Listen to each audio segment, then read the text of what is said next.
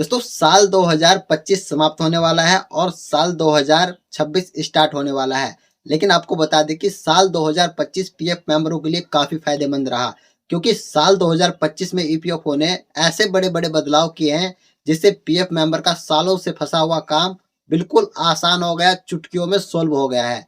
तो आज की इस वीडियो में बताऊंगा कि ईपीएफओ ने साल 2025 में ऐसे कौन कौन से बड़े बदलाव किए हैं जिससे पीएफ मेंबर को काफी फायदा मिला है। सभी के बारे में बिल्कुल आसान तरीके से बताने वाला हूं, तो वीडियो को बिना स्किप किए लास्ट तक जरूर देखिएगा। और हाँ दोस्तों, अगर चैनल पर पहली बार आए हैं और अभी तक चैनल को सब्सक्राइब नहीं किया है तो प्लीज दोस्तों चैनल को सब्सक्राइब जरूर कर लीजिएगा। साथ में बेल आइकन के बटन को दबाकर भी ऑन जरूर कर लीजिएगा, ताकि ईपीएफओ से रिलेटेड जब भी कोई नया वीडियो अपने चैनल पर डालेंगे तो उसका नोटिफिकेशन सबसे पहले आप लोगों तक पहुंच जाएगा। चलिए दोस्तों, देरी न करते हुए वीडियो शुरू करते हैं। दोस्तों सबसे पहले हम बात करते हैं उस बदलाव की जिसका इंतजार लाखों पीएफ मेंबरों को था और जिसकी वजह से लाखों पीएफ मेंबरों का पैसा फंसा हुआ था, यानी कि ज्वाइंट डिक्लेरेशन करेक्शन से जुड़ा हुआ नियम। पहले दोस्तों क्या था कि पहले अगर किसी का नाम गलत हो जाता था, जन्म तिथि गलत हो जाता था या पिता का नाम गलत हो जाता था, तो ऐसे में उसका पूरा पीएफ का पैसा अटक जाता था। करेक्शन के लिए एम्प्लॉयर के पास जाना पड़ता था, फिर फाइल इधर से उधर होते रहता था और कई महीने लग जाते थे, लेकिन उसका करेक्शन नहीं हो पाता था। ऐसे पीएफ मेंबर परेशान होकर हाथ थक के बैठ जाता था।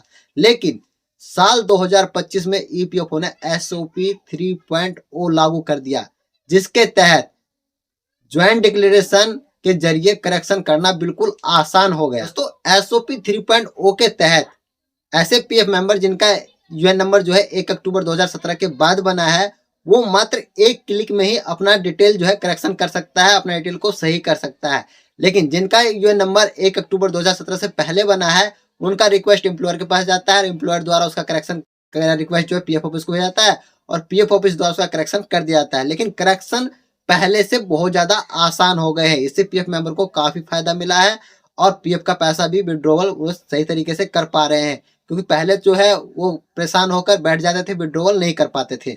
इसके अलावा दोस्तों साल 2025 में ईपीएफओ ने जो बड़ा बदलाव किया वो यूएन डिसेबल वालों के लिए किया। आपको पता ही है कि साल 2025 से पहले बहुत सारे यूएन जो है डिसेबल थे, लेकिन साल 2025 में बहुत सारे यूएन को इनेबल किया गया है। तो ये भी एक बड़ा अपडेट था साल 2025 का। इसके अलावा दोस्तों तीसरा जो बड़ा सुधार किया गया है वो किया गया है पीएफ विड्रॉवल को लेकर। पहले दोस्तों क्या होता था, अगर हम पीएफ का पैसा विड्रॉवल करते थे तो हमें चेकबुक और पासबुक की फोटोकॉपी लगाना पड़ता था। इससे क्या होता था कि अगर हमारा चेकबुक या पासबुक सही तरीके से स्कैन नहीं होता था, धुंधला होता था, तो हमारा क्लेम रिजेक्ट हो जाता था। लेकिन अब साल 2025 में ईपीएफओ ने इसमें बहुत बड़ा सुधार कर दिया है। अब बिना पासबुक और चेकबुक लगाए हुए आप अपना क्लेम विड्रॉवल कर सकते हैं। आप लोगों को चेकबुक और पासबुक अपलोड करने का कहीं भी ऑप्शन नहीं लेकिन मिलेगा पीएफ विड्रॉवल करते समय। इसके अलावा दोस्तों साल 2025 में ईपीएफओ ने ऑटो क्लेम सेटलमेंट की सुविधा भी पीएफ मेंबरों को दे दिया है। यानी कि अगर आप एडवांस के रूप में पीएफ का पैसा विड्रॉवल करते हैं और आपका पीएफ विड्रॉवल अमाउंट जो है 5 लाख रुपए तक है, तो वो ऑटो क्लेम के द्वारा सेटल किया जाएगा, जिससे कि आपका क्लेम जल्द से जल्द सेटल होना स्टार्ट हो गया है। बहुत सारे पीएफ मेंबर को आपने देखा होगा कि 1-2 दिन के अंदर में ही क्लेम सेटल हो जाता है। इसका फायदा यही है कि उसका क्लेम जो है ऑटो क्लेम सेटल के द्वारा सेटल किया गया है, जिसकी वजह से जल्दी ही सेटल हो जाता है। इसके अलावा दोस्तों एक बड़ा अपडेट जो ईपीएफओ ने किया है वो यूनिफाइड पोर्टल पे किया है। पहले दोस्तों आप लोग पासबुक देखने के लिए अलग से पासबुक वाले पोर्टल पे जाते थे, वहां पे पासबुक चेक करते थे और तब जो है यूनिफाइड पोर्टल पे जाकर अपना पीएफ का पैसा विड्रॉवल करते थे। लेकिन अब ईपीएफओ ने ये सुविधा यूनिफाइड पोर्टल पे ही दे दिया है। आप यूनिफाइड पोर्टल पे लॉगिन करेंगे तो वहीं पे आप लोग को पासबुक का ऑप्शन मिल जाएगा, वहां से क्लिक करके अपना पासबुक बैलेंस चेक कर सकते हैं और पीएफ का पैसा विड्रॉवल कर सकते हैं। हर महीना जो आपका कंट्रीब्यूशन जमा होता है वो भी आप यहाँ पे चेक कर सकते हैं। इसके अलावा दोस्तों ईपीएफओ ने जो एक बड़ा बदलाव किया है कि अब जो है कंपनी आपका यूएन नंबर जनरेट नहीं कर सकता है। यानी कि अगर कोई भी कर्मचारी पहली बार किसी कंपनी में जॉब करने के लिए जा रहा है तो उसका यूएन नंबर अब कंपनी जनरेट नहीं करेगा, खुद से पीएफ मेंबर को अपना यूएन नंबर जनरेट करना होगा उमंग ऐप के माध्यम से। इससे आपको 2 फायदे होंगे। एक तो पहले कंपनी जब यूएन नंबर जनरेट करता था तो वहां पे आपको नाम मिसमैच या डिटेल मिसमैच का जो है काफी झंझट मिल जाता था, जिसकी वजह से पीएफ मेंबर परेशान होते थे। तो आपका ये समस्या हल हो जाएगा। दूसरा, आपका फेस ऑथेंटिकेशन द्वारा जो है यूएन नंबर जनरेट होता है, फेस ऑथेंटिकेशन हो जाएगा, जिससे कि जेन्युइन यूएन नंबर आपका जनरेट होगा, किसी प्रकार कोई फ्रॉड नहीं हो सकता है। इसके अलावा दोस्तों ईपीएफओ ने यूएन एक्टिवेशन की सुविधा को भी पहले से अलग कर दिया है। पहले यूएन नंबर एक्टिवेट करने के लिए आपको यूनिफाइड पोर्टल पर जाकर वहां से यूएन नंबर एक्टिवेट करना होता था। अब आप लोग यूएन नंबर एक्टिवेट भी आप उमंग ऐप के माध्यम से कर सकते हैं फेस ऑथेंटिकेशन के द्वारा। तो ये भी एक बड़ा अपडेट है। अब यूएन नंबर को एक्टिवेट करने के लिए आप लोगों को डिटेल डालने की आवश्यकता नहीं है, फेस ऑथेंटिकेशन के माध्यम से अपना यूएन नंबर एक्टिवेट कर सकते हैं। इसके अलावा दोस्तों ईपीएफओ ने जो एक और बड़ा बदलाव किया है वो डेट ऑफ एग्जिट यानी कि रिजाइन डेट को लेकर किया है। दोस्तों पहले क्या होता था, पहले अगर आप लोग किसी कंपनी में काम करते थे और उस कंपनी में नौकरी छोड़ देते थे तो नौकरी छोड़ने के 2 महीने के बाद अपने पीएफ अकाउंट में डेट ऑफ एग्जिट मेंशन कर पाते थे, तभी आपका पीएफ का पैसा ट्रांसफर होता था या विड्रॉवल होता था। लेकिन अब साल 2025 में ईपीएफओ ने इस नियम में बदलाव कर दिया है। अगर आपको नौकरी छोड़े हुए 1 महीना हो चुका है तो 1 महीना के बाद ही अपने पीएफ अकाउंट में डेट ऑफ एग्जिट मेंशन कर सकते हैं और उसके बाद पीएफ का पैसा ट्रांसफर कर सकते हैं। लेकिन अगर पीएफ का पैसा विड्रॉवल करना है तो 2 महीना आपको इंतजार करना पड़ेगा।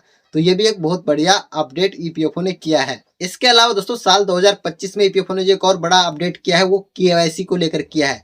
अगर आप लोग अपने पीएफ अकाउंट में पहले बैंक केवाईसी ऐड करते थे तो आपका रिक्वेस्ट जो है आपके कंपनी के पास जाता था और कंपनी के द्वारा अप्रूवल किया जाता था। लेकिन साल 2025 में ईपीएफओ ने इस नियम में बदलाव कर दिया है। अब अगर आप लोग अपना बैंक केवाईसी ऐड करेंगे तो आपका बैंक केवाईसी बैंक के द्वारा वेरीफाई किया जाएगा, जिससे कि ये फायदा हो गया है कि पहले जो रिक्वेस्ट कंपनी के पास जाता था तो वहां पे महीना, 4 महीना, 5 महीना ऐसे तक अटका रहता था डिजिटल सिग्नेचर के लिए। लेकिन अब डायरेक्ट बैंक के पास जा रहा है तो बैंक के द्वारा 2 या 3 दिन में ही केवाईसी अप्रूवल कर दिया जा रहा है। तो इसके अलावा दोस्तों ईपीएफओ ने ऑटो ट्रांसफर की सुविधा भी ईपीएफ मेंबर को दे दिया है साल 2025 में। अगर आप लोग एक कंपनी छोड़ देते हैं और दूसरी कंपनी को ज्वाइन करते हैं और जैसे दूसरी कंपनी का कंट्रीब्यूशन जमा हो जाता है और पहली कंपनी में आप रिजाइन डेट डाल देते हैं तो ऑटो क्लेम के द्वारा ही आपका पैसा ट्रांसफर कर दिया जाएगा। अगर आप लोग रिक्वेस्ट नहीं भी लगाते हैं तो भी आपका ट्रांसफर रिक्वेस्ट लग जाएगा। उसको आप कैंसिल करना चाहते हैं तो कर सकते हैं, आपके पास ऑप्शन होता है कैंसिल करने का, लेकिन ऑटोमेटिकली ईपीएफओ द्वारा आपका रिक्वेस्ट लगा दिया जाता है प्रेजेंट कंपनी में पैसा ट्रांसफर के लिए। तो ये भी एक बहुत बड़ा सुविधा ईपीएफओ द्वारा दे दिया गया साल 2025 में।